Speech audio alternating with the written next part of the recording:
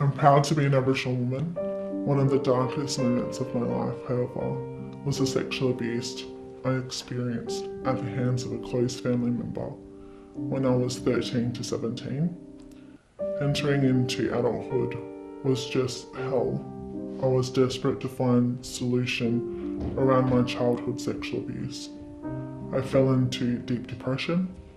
I had no idea of my identity, and I tried to remain hidden from everyone and everything. I just wanted to disappear. I used to go to church with my nana, and when I was little. But other than that, I didn't have anyone religious. I was 25 when I first disclosed my childhood abuse to another person. That was my mother, shortly before her death. I was fortunate to have a very strong bond with my mum. Otherwise, I don't know who else I would have been able to tell. And even today, I may have never found freedom from my burning secret.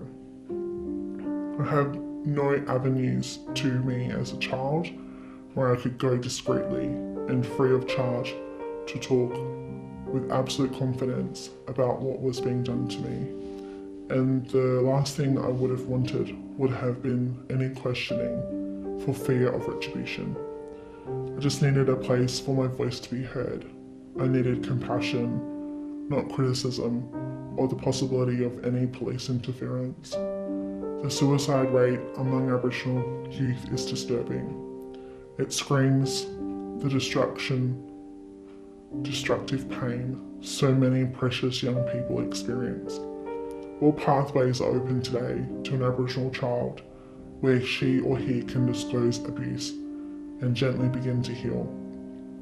Personally, I think the Catholic confessional is the only place a vulnerable Aboriginal child or adult can access discreetly and free of charge without fear of reprisal.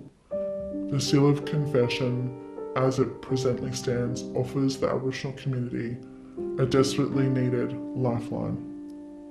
No decent, caring human being should ever consider tampering with that. It doesn't take a genius to know that the Catholic Church has worked seriously hard in recent years to put child safety at the top of its action list. And let's be real, if any minor or adult survivor, Aboriginal or not, get a sense that authorities might be sniffing around the confessional, then people will stay away. Their recovery may never begin, or it will get stunted or regress, and no one will move forward. These proposed changes to the seal look like a publicity stunt for the government, but they'll be a complete catastrophic for survivors. Abusers will rubbing their hands with glee. There will be winners thanks to our ill-informed government, and it will be vulnerable victims who lose once again. Typically, it's women and children who are being sacrificed at the hands of the State Minister for Children and Women's Interests. The ministerial role is being played, but no real positive change will happen. If anything, the vulnerable people she's paid handsomely to protect are now the ones being prosecuted. I have despaired and felt re-traumatized by the government's proposals. I'm fortunate though that the church has been helping me to face my past. I'm learning to stop being afraid and to invite Jesus into my pain so as to find newness of life.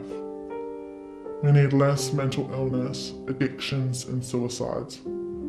So I would say to everyone who cares about women and children, and especially to parents, grandparents, aunts and uncles, challenge every and any change the Seal of Confession with all your might. Write in a submission to the Legislation Council. The seal might just stop one of your loved ones from taking their life.